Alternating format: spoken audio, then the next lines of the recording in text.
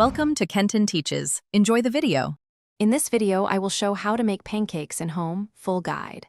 First, gather ingredients: flour, baking powder, sugar, salt, milk, eggs, and melted butter. Measure dry and wet components separately and use a whisk to combine them gently. Let the batter rest briefly while you preheat your pan to medium heat. This small pause improves texture and gives you fluffy, even pancakes from the very first batch. Start by sifting flour and baking powder together to remove clumps, then combine with sugar and salt.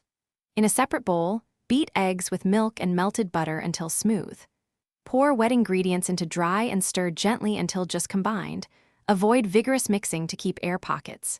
If batter seems too thick, add a little milk, 1 tablespoon at a time, until it flows but still holds shape on the ladle. Lightly grease your pan with a small amount of butter or oil and wipe excess with a paper towel. Pour batter to form 3 to 4 inch rounds and cook until bubbles appear and edges set, about 2 minutes per side. Flip once and finish cooking until golden brown.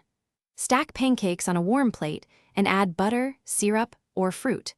Offer optional toppings like nuts or yogurt for texture and extra flavor.